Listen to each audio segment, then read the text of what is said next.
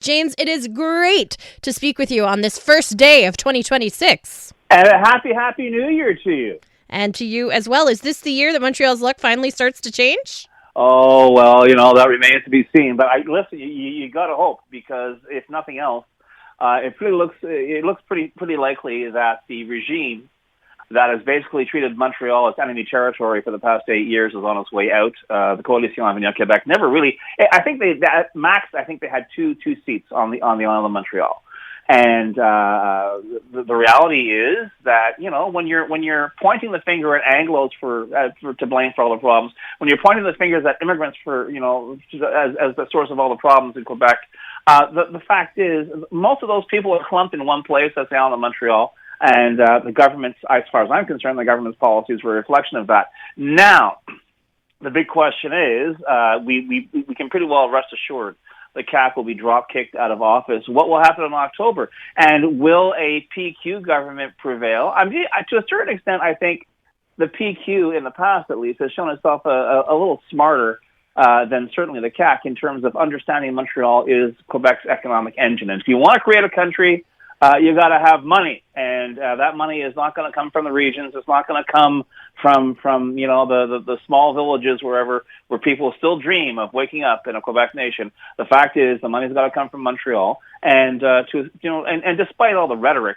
they should the PQs understood that. But all that said, even that, as far as I'm concerned, Robyn, is on the bubble. But let's face it, it would be nice to have a Montreal friendly regime in power, if only because, whether we like it or not, a mayor can promise anything. Anything, even mayoral. And 9 times out of 10, it's going to be Quebec that determines whether or not it happens.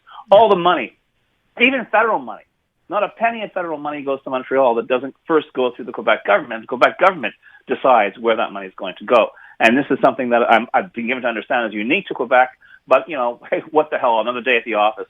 And so to a certain extent, Montreal is in this perpetual state of trusteeship, unofficial trusteeship to the provincial government. And it really has been a reflection of, its fortunes are linked to the mood of whoever's running things up in Quebec City. And I think we've seen that. Yes, people have complained that the Plante administration was disconnected. That it was on certain things it was extremely dogmatic. Certainly, merchants who call this show have a very low opinion of what Projet Montréal did to Montreal. And can it be undone? Once again, I think everyone, regardless of their political affiliation, they want to give Soraya Martinez-Ferrada a chance, our new mayor. But all that said, she can only do so much in the context that she's in, with the jurisdiction that she has, with the resources that she has. In the end, it really is. I mean, I know we had a municipal election in November, but I think Montreal's future is really going to be decided by the general election this coming October for the province. Which is interesting because the CAQ now. I was a producer here for quite a while, if you remember, Jim, and it was like pulling teeth trying to get any member of the CAQ to come on the air here, to the point where we had to ask the party, what is going on? Are you, purposely ignoring either a Montreal outlet, an Anglo outlet? We didn't know what it was. But I never had that issue with the PQ. You could ask any of them. Not. Jean-François Lisée, everybody would come on the air and they were happy to do it. So it's almost like the devil we know. I don't know that I'm overly concerned with the PQ government, other than the obvious separatist and language implications, but at least they're not quite as insidious about it. They say what they mean. No, and the thing, they say what they mean, and that said, you're quite right. They may have been, not may have, let's face it, the past 50 years, the threat of separation has kept Montreal in the backwoods for all those decades. Yeah. But that said, they're in your face. Like you say, they're in your face. There was a level of pettiness, a level, not just a level of grievance, because a lot of separatist parties are based on the whole idea of grievance. There is no policy. There is no real kind of rationale. It's just that this was done to us, and we're going to get them back. Yeah. And there was the same thing with with some of the over the top comments that were made by François Legault, that it would be like suicide to let more immigrants into Quebec, and we'll become Louisiana. And in other words, it'll be our destruction. Yeah. And this was a government that spent 8 years mongering fear because that was the only way it seemed to be able to maintain support. And when the grift ended, Robyn, when it became obvious, A, that these people didn't know what they were doing, B, that they would look at you as a Francophone voter and lie to your face about things like the third link between Quebec City and Lévis, and that essentially they were utterly clueless. And the complaint that they basically wrote their legislation on cocktail napkins was inaccurate only insofar as they actually did it on serviettes from restaurants. The thing is, this is a government that has proven repeatedly it doesn't have a clue, and it didn't care, and all it really was good at was trying to settle scores. And now it's paying the price for that, and a lot of people have turned their backs on it. So when I say, that Montreal's luck could change, on the one hand, and I always say we'd be careful what you wish for. On the one hand, things couldn't possibly get worse, as far as I can tell, with this current cast of characters.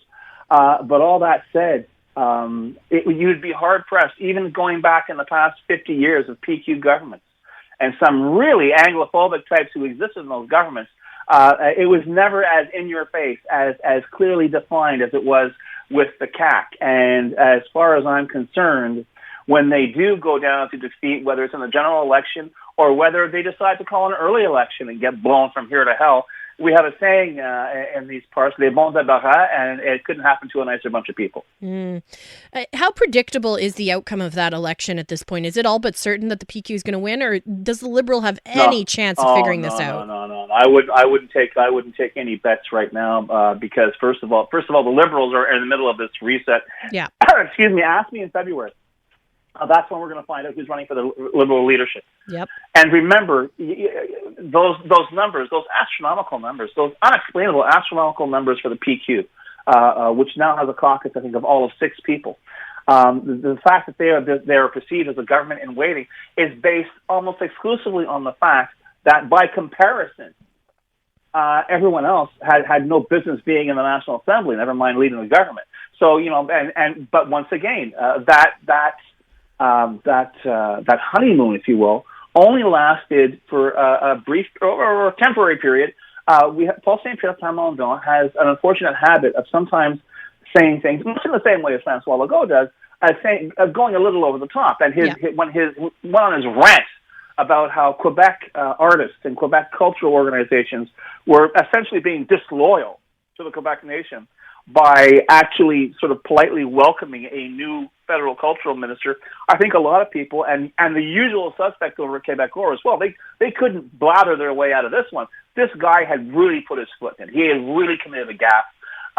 And above and beyond everything else, it was the kind of thing that real people, voters, noticed. That when someone says something so absolutely demonstrably stupid, you got to ask yourself, is this guy ready for prime time? And a lot of people turned around saying, no, not really. So I think there'll be a lot of attention to what happens to the Quebec Liberals and with their leadership and how they go about trying to repair their political fortunes, especially in the regions, because they have a very low score right now with Francophone voters. I think it's below 10%.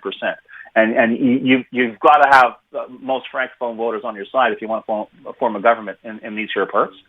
But all that said, I also hope, as a Quebec Anglo, I've lived here all my life, and as someone who's experienced all kinds of iterations of the Quebec Liberal Party, I hope winning an election doesn't find new ways of throwing Anglos or other longtime supporters under a bus in terms of realizing some cheap political gain.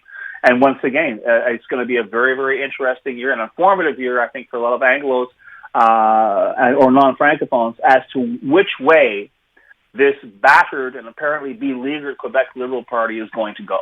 I'm Luke Wilson. Join me each week for Film Never Lies. Since retiring from the NFL, I've had a lot on my mind, and now I've got my own show. So if you're tired of lazy takes, if you want honest conversations, join us each week. Film Never Lies, available on all TSN platforms and the iHeartRadio app.